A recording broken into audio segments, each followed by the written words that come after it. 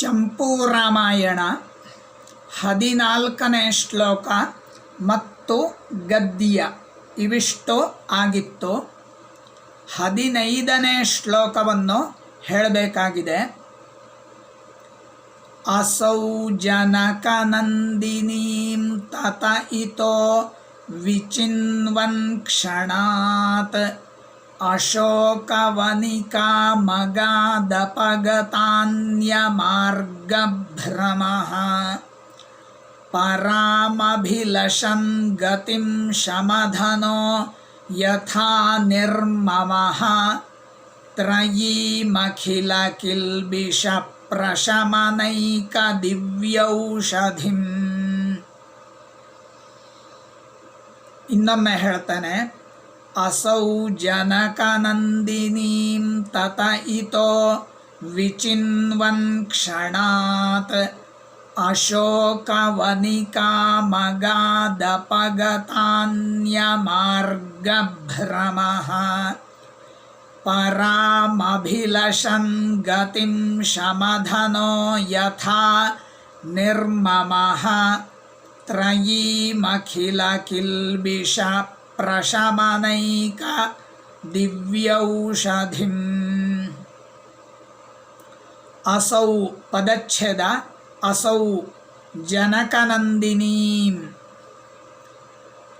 ತತಃ ಇತಃ ವಿಚಿನ್ವನ್ ಕ್ಷಣಾತ್ ಅಶೋಕವನಿಕಾಂ ಅಗಾತ್ ಅಪಗತಾನ್ಯಮಾರ್ಗಭ್ರಮಃ ಪರಾಂ ಅಭಿಲಷನ್ ಗತಿಂ ಶಮಧನಃ ಯಥಾ ನಿರ್ಮಮಃ ತ್ರಯೀಂ ಅಖಿಲ ಕಿಲ್ಬಿಷ ಪ್ರಶಮನೈಕ ದಿವ್ಯೌಷಧಿಂ. ಇದು ಒಂದೇ ಪದ. ವಿಭಕ್ತಿಗಳನ್ನು ನೋಡೋಣ. ಅಸೌ ಅದಸ್ಸ ಶಬ್ದ, ಸಕಾರಾಂತ ಪುಲ್ಲಿಂಗ ಅದಸ್ಸ ಶಬ್ದ, ಪ್ರಥಮ ವಿಭಕ್ತಿ ಏಕವಚನ. ಅಸೌ ಅಂದರೆ ಇವನು ಅಂತ ಅರ್ಥ. ಇವನು ಅಂದರೆ ಹನುಮಂತ. ಜನಕನಂದಿನಿ, ಜನಕಸ್ಯ ನಂದಿನಿ, ಜನಕನಂದಿನಿ ಷಷ್ಠೀ ತತ್ಪುರುಷ ಸಮಾಸ. ಈಕಾರಾಂತ ಸ್ತ್ರೀಲಿಂಗ, ದ್ವಿತೀಯ ವಿಭಕ್ತಿ ಏಕವಚನ. ತತಃ ಅವ್ಯಯ. ಇಲ್ಲೂ ಕೂಡ ಸು ಲೋಪ ಆಗಿದೆ, ಸ್ವಾದಿ ಸಂಧಿ ಆಗುತ್ತೆ. ಇತಃ ಇದು ಅವ್ಯಯ. ಇತಃ ಇದ್ದಿದ್ದು ಇತೋ ಅಂತ ಆಯಿತು. ಇದು ಸ್ವಾದಿ ಸಂಧಿ. ಇಲ್ಲಿ ಉಕಾರಾದೇಶ ಬಂದಿದೆ, ಆದ್ದರಿಂದ ಉತ್ವ ಸಂಧಿ. ವಿಚಿನ್ವನ್, ಚಿನೋತಿ ಚಿನುತಃ ಚಿನ್ವಂತಿ. ವಿ ಎಂಬುದು ಉಪಸರ್ಗ, ಚಿ ಚಯನೆ ಎಂಬ ಧಾತು.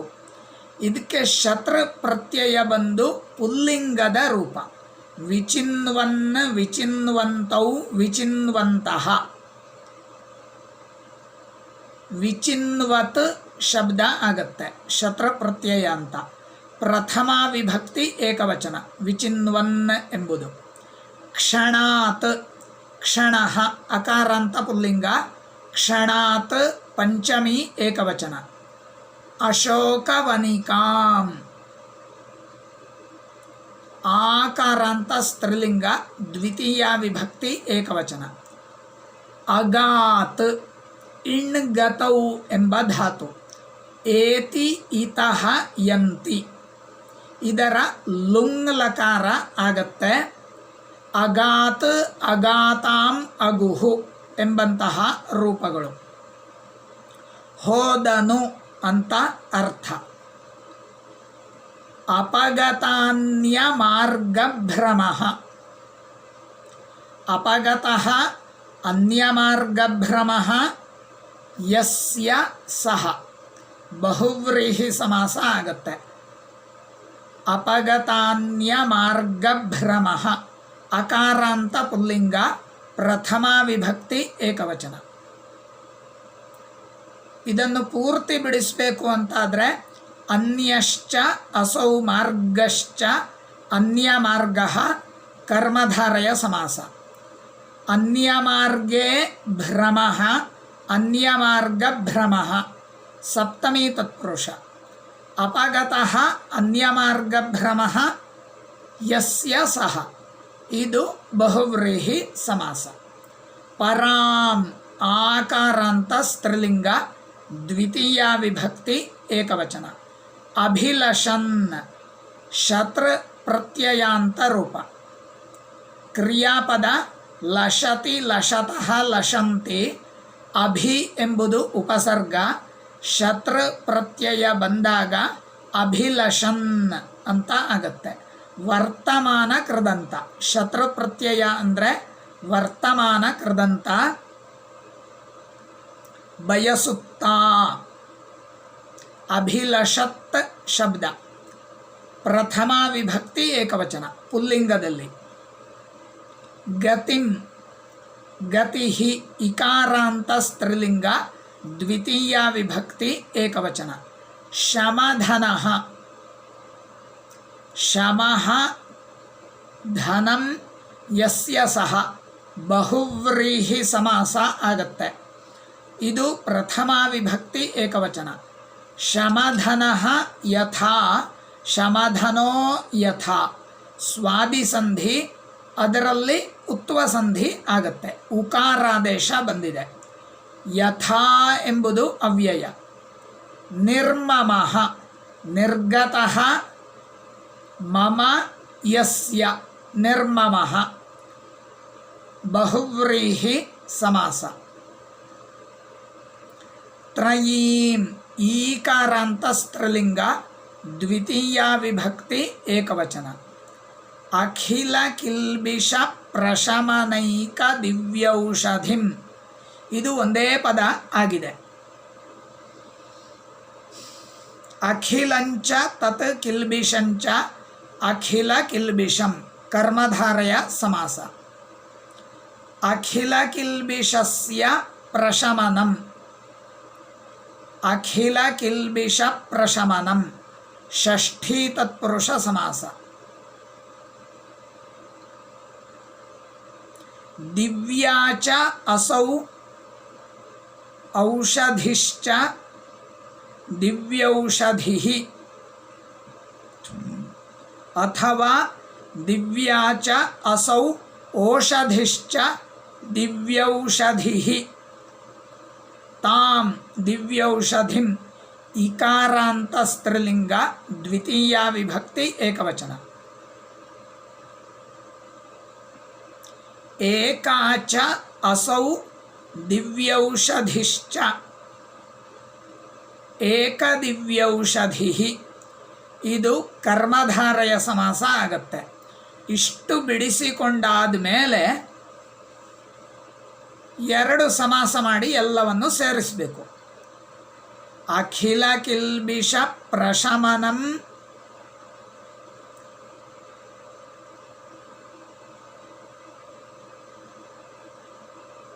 ಅಖಿಲ ಕಿಲ್ಬಿಷ ಪ್ರಶಮನ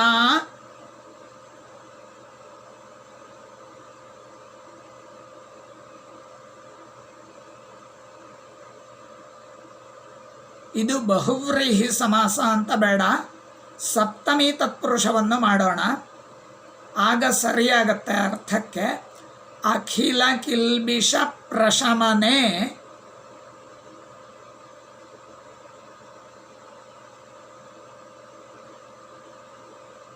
ಏಕದಿವ್ಯೌಷಧಿಂ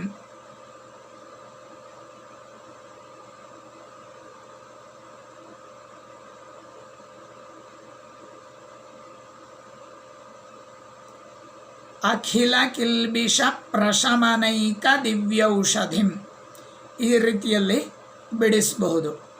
ಅಥವಾ ಅಖಿಲ ಕಿಲ್ಬಿಷ ಪ್ರಶಮನೈಕ ಇಷ್ಟು ಬಿಡಿಸಿಕೊಂಡು ಏಕ ಶಬ್ದವನ್ನು ಹಿಂದಿದ್ದಕ್ಕೆ ಸೇರಿಸಿಕೊಂಡು ಸಮಾಸ ಮಾಡಿಕೊಳ್ಬೇಕು. ಹೀಗೂ ಮಾಡಲಿಕ್ಕಾಗತ್ತೆ. ಅಖಿಲ ಕಿಲ್ಬಿಷ ಪ್ರಶಮನೈಕ ಚ ಅಸೌ ದಿವ್ಯೌಷಧಿಶ್ಚ ಅಖಿಲ ಕಿಲ್ಬಿಷ ಪ್ರಶಮನೈಕ ದಿವ್ಯೌಷಧಿಃ ಎಲ್ಲ ಕಡೆಗೂ ಇದೇ ರೀತಿಯಲ್ಲಿ ಎಲ್ಲ ಸಮಾಸಗಳನ್ನು ಬಿಡಿಸುವುದಿಲ್ಲ, ಅಲ್ಲಲ್ಲಿ ಬಿಡಿಸಿ ತೋರಿಸ್ತೇನೆ, ಅಭ್ಯಾಸ ಮಾಡಿಕೊಳ್ಳಿ. ಸರಿ, ಈಗ ಅರ್ಥವನ್ನು ನೋಡೋಣ. ಆ ಹನುಮಂತ ಕೋಟೆಯಿಂದ ಹಾರಿ ಅಶೋಕವನಕ್ಕೆ ಬಂದ ಎಂಬುದಾಗಿ ಹಿಂದಿನ ಗದ್ಯದಲ್ಲಿ ನೋಡಿಯಾಗಿತ್ತು. ಅಸೌ ಇವನು ಅಂದರೆ ಈ ಹನುಮಂತನು ತತಃ ಇತಃ ಅತ್ತ ಇತ್ತ ಆಚೆ ಈಚೆ ಜನಕನಂದಿನೀಂ ಜನಕ ಮಹಾರಾಜನ ಮಗಳಾದಂತಹ ಸೀತೆಯನ್ನು ವಿಚಿನ್ವನ್ ಹುಡುಕುತ್ತಾ ಕ್ಷಣಾತ್ ಕ್ಷಣದಲ್ಲಿಯೇ ಅಶೋಕವನಿಕಾಂ ಅಗಾತ್ ಅಶೋಕವನಕ್ಕೆ ಹೋದನು. ಇದನ್ನು ಗದ್ಯದಲ್ಲೇ ಹೇಳಿಯಾಗಿತ್ತು, ಆದರೂ ಕೂಡ ಶ್ಲೋಕದಲ್ಲಿ ಹೇಳಿದ್ದಾರೆ. ಅಂದರೆ ಅಲ್ಲಿ ಹೋಗಬೇಕಂತಿದ್ರೆ ಇಷ್ಟ ದೇವರನ್ನು ಪ್ರಾರ್ಥಿಸಿದ, ನಮಸ್ಕರಿಸಿದ ಅಂತ ಹೇಳಿಯಾಗಿತ್ತು. ನಮಸ್ಕರಿಸಿಕೊಂಡು ಹಾಗೆಯೇ ಹೋದ. ಅಂದರೆ ಕೋಟೆಯಿಂದ ಕೆಳಗಡೆ ಹಾರಿ ಇಷ್ಟ ದೇವರನ್ನು ನಮಸ್ಕಾರ ಮಾಡಿದ, ನನ್ನ ಕೆಲಸ ನಿರ್ವಿಘ್ನವಾಗಿ ಆಗಲಿ ಅಂತ. ಇದಾದ ಮೇಲೆ ಅಶೋಕವನಕ್ಕೆ ಬಂದ. ಅಶೋಕವನಿಕಾಂ ಅಗಾತ್ ಹೋದನು. ಹೇಗೆ ಹೋದ? ಅಪಗತಾನ್ಯ ಮಾರ್ಗಭ್ರಮ. ಅಪಗತಃ ಅಂದರೆ ಇಲ್ಲದಿರುವುದು, ಹೊರಟು ಹೋಗಿರುವುದು. ಅನ್ಯ ಮಾರ್ಗ ಭ್ರಮ, ಬೇರೆ ಮಾರ್ಗ ಎಂಬ ಭ್ರಮೆ ಹೊರಟು ಹೋಗಿದೆ. ಯಾರಿಗೆ? ಅಂತಹ ಹನುಮಂತ ಅಂತ. ಅಂದರೆ ನಿಜವಾಗಿ ಹೊಸದಾಗಿ ಲಂಕೆಗೆ ಬಂದಾಗ ಯಾವ ರೋಡಲ್ಲಿ ಹೋಗಬೇಕು, ಯಾವ ರಸ್ತೆಯಲ್ಲಿ ಹೋಗಬೇಕು, ಎಲ್ಲಿ ರೈಟ್ ಸೈಡಿಗೆ ಕಟ್ ಮಾಡಬೇಕು, ಎಲ್ಲಿ ಲೆಫ್ಟ್ ಕಟ್ ಮಾಡಬೇಕು, ಏನೂ ಗೊತ್ತಿರಲ್ಲ. ಎಲ್ಲವೂ ಹೊಸದಾದಂತಹ ನಗರಿ ಹನುಮಂತನಿಗೆ. ಆದರೆ ಅವನಿಗೆ ಅನ್ಯ ಮಾರ್ಗ ಅಂದರೆ ತಪ್ಪು ಮಾರ್ಗದ ಭ್ರಮೆ ಇರಲೇ ಇಲ್ಲ ಅಂತೆ. ಅಶೋಕವನ ಅಂದರೆ ನೇರವಾಗಿ ಅಶೋಕವನಕ್ಕೆ ಹೋದ ಅಂತೆ. ಅದನ್ನು ವರ್ಣಿಸಿದ್ದಾನೆ ಭೋಜರಾಜ. ಬೇರೆ ಮಾರ್ಗ ಎಂಬ ಭ್ರಮೆ ಇಲ್ಲದೇ ಇದ್ದಂತಹ ಹನುಮಂತನು ಅಶೋಕವನಿಕಾಂ ಅಗಾತ್ ಅಶೋಕವನಕ್ಕೆ ಹೋದನು. ಇನ್ನೂ ಅವನಿಗೆ ವಿಶೇಷಣ ಇದೆ. ಹೇಗೆ, ಏನು ಅಂತ. ಪರಾಂ ಗತಿಂ ಅಭಿಲಷನ್. ಪರಾಗತಿ ಶ್ರೇಷ್ಠವಾದ ಗತಿ. ಶ್ರೇಷ್ಠವಾದ ಗತಿ ಅಂದರೆ ಮೋಕ್ಷ. ಅಭಿಲಷನ್ ಮೋಕ್ಷವನ್ನು ಬಯಸುತ್ತಾ ಇರುವವನಾಗಿ, ಅಂದರೆ ರಾಮನ ಸೇವೆಯನ್ನು ಮಾಡಿಕೊಂಡು ತಾನು ಮುಕ್ತಿಯನ್ನು ಪಡೆಯಬೇಕು ಎಂಬಂತಹ ಆಸೆ ಹನುಮಂತನಿಗೆ. ಇದು ಒಂದರ್ಥ. ಇನ್ನೊಂದು ಅರ್ಥವನ್ನು ಮಾಡಬಹುದು. ಏನು ಅಂದರೆ, ತಾನೊಬ್ಬ ಕಪಿ, ತನ್ನನ್ನು ಇಲ್ಲಿ ಇರುವಂತಹ ರಾಕ್ಷಸರು ಹೊಡೆದು ಬಿಟ್ಟರೆ, ಆದ್ದರಿಂದ ಪರಾಗತಿ ಅಂದರೆ ಶ್ರೇಷ್ಠವಾದ ಗತಿ. ಅದು ಯಾವುದು? ದೇವರಿದ್ದಲ್ಲಿಗೆ ಹೋಗಿ ಸೇರೋದು. ದೇವರು ಅಂದರೆ ಯಾರು? ಶ್ರೀರಾಮ. ಆದ್ದರಿಂದ ಪರಾಂ ಗತಿಂ ಅಂದರೆ ಶ್ರೀರಾಮನಲ್ಲಿಗೆ ಹೋಗಿ ಸೇರಿಕೊಳ್ಳುವಂಥದ್ದು. ಅದನ್ನು ಅಭಿಲಷನ್ ಬಯಸುತ್ತಾ ಇರುವವನಾಗಿ, ತನ್ನನ್ನು ಯಾರೋ ಇಲ್ಲಿ ಹೊಡೆದು ಬಿಡಬಾರ್ದು, ಸಾಯಿಸಬಾರ್ದು, ತಾನು ಅಲ್ಲಿಗೆ ಹೋಗಬೇಕು ಎಂಬುದಾಗಿ ಆಸೆ ಪಡುತ್ತಾ ಹೀಗೂ ಇಟ್ಟುಕೊಳ್ಬಹುದು, ಮೋಕ್ಷವನ್ನು ಅಂತಲೂ ಇಟ್ಕೊಳ್ಬಹುದು. ಪರಾಂ ಗತಿಂ, ಮೋಕ್ಷ ಎಂಬುದು ಶ್ರೇಷ್ಠವಾದ ಅರ್ಥ. ರಾಮನಲ್ಲಿಗೆ ಹೋದರೂ ಕೂಡ ಮೋಕ್ಷವೇ. ಯಾಕೆ ಅಂದರೆ ರಾಮನು ಕೂಡ ಸಾಕ್ಷಾತ್ ಪರಮಾತ್ಮ. ಹೀಗೆ ಮೋಕ್ಷದ ಗತಿಯನ್ನು ಬಯಸುತ್ತಾ ಇರುವವನಾಗಿ, ಶಮಧನ ಅಂತರಿಂದ್ರಿಯ ನಿಗ್ರಹವೇ ಹಣವಾಗಿ ಉಳ್ಳವನು. ಶಮ ಅಂದರೆ ಇಂದ್ರಿಯ ನಿಗ್ರಹ, ಶಾಂತಿ ಅಂತ ಅರ್ಥ. ಶಾಂತಿಯೇ ಹಣವಾಗಿ ಯಾರಿಗೋ ಅವನು. ಶಮಃ ಧನಂ ಯಸ್ಯ ಸಹ ಅಂದರೆ ಶಾಂತಚಿತ್ತನಾಗಿ, ಯಥಾ ಹೇಗೆಂದರೆ ನಿರ್ಮಮಃ ಅಹಂಕಾರ ಇಲ್ಲದವನಾಗಿ, ಅಲ್ಲಿಗೆ ಅನ್ವಯ. ಅಶೋಕವನಿಕಾಂ ಅಗಾತ್, ಇಲ್ಲಿಗೆ ಒಂದು ವಾಕ್ಯ ಆಯಿತು. ಇನ್ನೊಂದು ಉಪಮೆಯನ್ನು ಕೊಡ್ತಾ ಇದ್ದಾನೆ ಕಾಳಿದಾಸ, ಹೋಲಿಕೆಯನ್ನು ಕೊಡ್ತಾ ಇದ್ದಾನೆ. ಹೇಗೆ ಅಂದರೆ, ಅಖಿಲ ಕಿಲ್ಬಿಷ ಪ್ರಶಮನೈಕ ದಿವ್ಯೌಷಧಿಂ. ಅಖಿಲ ಕಿಲ್ಬಿಷ, ಎಲ್ಲ ಪಾಪಗಳು, ಅವುಗಳ ಪ್ರಶಮನ, ನಿವಾರಣೆ. ಆ ನಿವಾರಣೆಯಲ್ಲಿ ಏಕಾ ದಿವ್ಯೌಷಧಿ, ಒಂದೇ ಶ್ರೇಷ್ಠವಾದಂತಹ ಔಷಧಿ. ಅಂದರೆ ಎಲ್ಲ ಪಾಪಗಳ ನಿವಾರಣೆಗೆ ಔಷಧಿ ಯಾವುದು? ತ್ರಯೀ. ತ್ರಯೀ ಅಂದರೆ 3 ವೇದಗಳು ಅಂತ ಹೇಳ್ತಾರೆ. ಅಂದರೆ ಪಾಪ ಮಾಡಿದವನು ಪಾಪ ಪರಿಹಾರಕ್ಕೋಸ್ಕರ ಹೇಗೆ ವೇದಗಳನ್ನು ಕಲಿಯುವುದಕ್ಕೆ ಪ್ರಾರಂಭ ಮಾಡ್ತಾನೋ, ವೇದಗಳ ಹತ್ತಿರಕ್ಕೆ ಹೇಗೆ ಹೋಗ್ತಾನೋ, ಆ ರೀತಿಯಲ್ಲಿ ಹನುಮಂತ ಮೋಕ್ಷವನ್ನು ಪಡೆಯುವಂತಹ ಉದ್ದೇಶದಿಂದ ಎಲ್ಲಿಗೆ ಹೋದ? ಅಶೋಕವನಕ್ಕೆ ಹೋದ. ಶ್ರೀರಾಮನ ಸೇವೆಗೋಸ್ಕರವಾಗಿ ಅಶೋಕವನಕ್ಕೆ ಹೋದ ಅಂತ ಅರ್ಥ. ಇನ್ನೊಮ್ಮೆ ಹೇಳ್ತಾನೆ, ಅಸೌ, ಇವನು ಅಂದರೆ ಹನುಮಂತನು ಜನಕನಂದಿನಿ ಸೀತೆಯನ್ನು ತತಃ ಇತಃ ಅತ್ತ ಇತ್ತ ವಿಚಿನ್ವನ್ ಹುಡುಕುತ್ತಾ ಕ್ಷಣಾತ್ ಕ್ಷಣದಲ್ಲಿಯೇ ಅಪಗತಾನ್ಯ ಮಾರ್ಗಭ್ರಮ ಬೇರೆ ಮಾರ್ಗ ಎಂಬ ಭ್ರಮೆ ಇಲ್ಲದವನಾಗಿ ಪರಾಂ ಗತಿಂ ಅಭಿಲಷನ್ ಮೋಕ್ಷವನ್ನು ಬಯಸುತ್ತಾ ಇರುವವನಾಗಿ ಶಮಧನ ಶಾಂತಿಯೇ ಹಣವುಳ್ಳವನಾಗಿ ಯಥಾ ಹೇಗೆಯೋ ಹಾಗೆ ನಿರ್ಮಮಃ ಅಹಂಕಾರ ಇಲ್ಲದವನಾಗಿ ಅಖಿಲ ಕಿಲ್ಬಿಷ ಪ್ರಶಮನೈಕ ದಿವ್ಯೌಷಧಿಂ ಎಲ್ಲ ಪಾಪಗಳ ನಿವಾರಣೆಗೆ ಒಂದೇ ದಿವ್ಯೌಷಧಿ ಆಗಿರುವಂತಹ ತ್ರಯೀಂ ಇವ ವೇದಗಳನ್ನೋ ಎಂಬಂತೆ, ಅಂದರೆ ವೇದಗಳ ಹತ್ತಿರಕ್ಕೋ ಎಂಬಂತೆ ಅಶೋಕವನಿಕಾಂ ಅಗಾತ್ ಅಶೋಕವನಕ್ಕೆ ಹೋದನು ಅಂತ ಅರ್ಥ. ಮುಂದಿನ ಗದ್ಯವನ್ನು ನೋಡೋಣ. ಇದು ಪೃಥ್ವಿ ವೃತ್ತದಲ್ಲಿ ಇದೆ, ಹೊಸ ವೃತ್ತ. ಗದ್ಯವನ್ನು ಓದ್ತೇನೆ. ಈ ಗದ್ಯದಲ್ಲಿ ವಿಶೇಷ ಏನೂ ಇಲ್ಲ, ವಿವರಣೆ. ಎಲ್ಲ ಮರಗಳ ಹೆಸರಿದೆ, ಅದೇ ವಿಶೇಷ. ಎಲ್ಲವನ್ನು ಸೇರಿಸಿ ದ್ವಂದ್ವ ಸಮಾಸ ಮಾಡಿದ್ದಾರೆ. ತುಂಬ ಉದ್ದ ಇದ್ದರೂ ಕೂಡ ದ್ವಂದ್ವ ಸಮಾಸ. ಹೇಳ್ತೇನೆ. ತತಸ್ತ್ಯಾನ್ನಾಗಪುನ್ನಾಗತಾಲಹಿಂತಾಲತಮಾಲಕೃತಮಾಲ ಸರಳಬಕುಲವಂಜುಲ ತಿಲಕಾಮಲಕ ಕುಟಜಲಿಕುಚ ಕತಕ ಕಕ್ಕೋಲಾಂಕೋಲ ಲವಂಗ ವಿಕಂಕತ ಕೇತಕೀ ಕದಂಬೋದುಂಬರ ಕಪಿತ್ಥಾಶ್ವತ್ಥ ಕುರವಕ ಮರುವಕ ಮಾಕಂದ ಕುಂದ ತಿಂದುಕ ಚಂದನ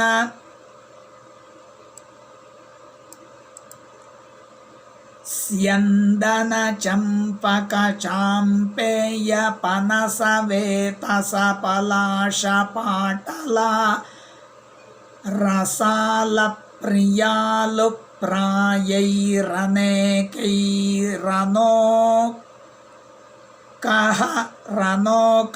ನಿವಹೈಃ ಪರಿವೃತಾಯಾಂ ಪರಿಭ್ರಮನ್ನಭ್ರಂಕಷ ವಿಕಟ ವಿಟಪ ನಿಬಿಡಿತ ಗಗನ ಪ್ರಪಂಚಾಂ ಕಾಂಚನ ಕಾಂಚನಮಯೀಂ ಶಿಂಶುಪಾಮಾರುರೋಹ. ಇನ್ನೊಮ್ಮೆ ಹೇಳ್ತಾನೆ. ಎರಡೆರಡು ಸಲ ಹೇಳುವ ಉದ್ದೇಶ ಏನು ಅಂದರೆ, ನಾನು ಒಂದೇ ಸಲ ಹೇಳಿ ನಿಲ್ಲಿಸಬಹುದು.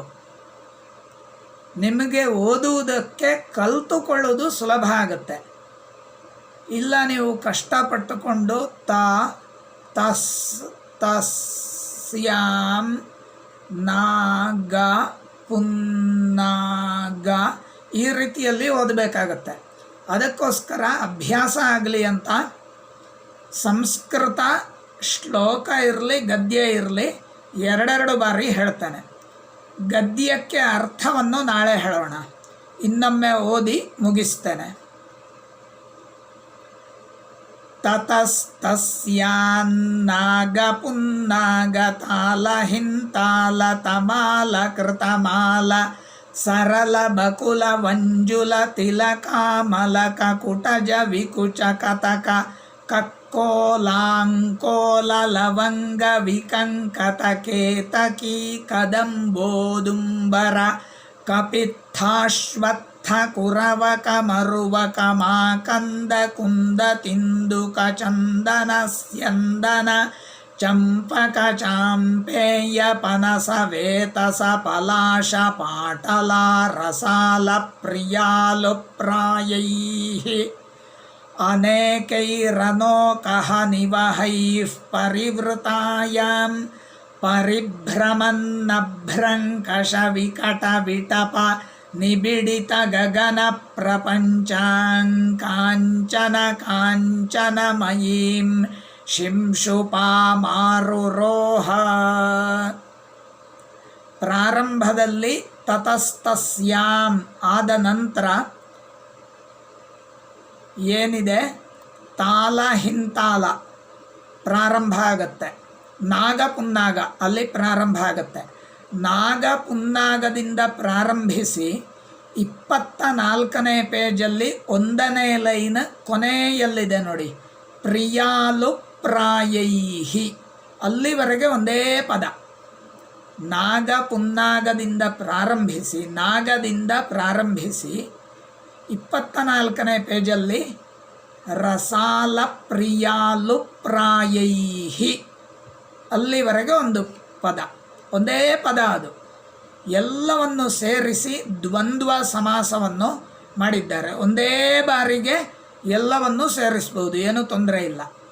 ನಾಗಶ್ಚ ಪುನ್ನಾಗಶ್ಚ ತಾಲಶ್ಚ ಹಿಂತಾಲಶ್ಚ ಎಲ್ಲದಕ್ಕೂ ಚ ಚ ಚ ಚ ಅಂತ ಸೇರಿಸ್ಕೊಂಡು ದ್ವಂದ್ವ ಸಮಾಸವನ್ನು ಮಾಡಬೇಕು. ಆಮೇಲೆ ಅನೇಕೈಹಿ ಅನೋಕಃ ನಿವಹೈಹಿ ಇವೆಲ್ಲ ಒಂದೊಂದು ಪದ. ಅರ್ಥವನ್ನು ನಾಳೆ ನೋಡೋಣ. ಇಷ್ಟು ಸಾಕು.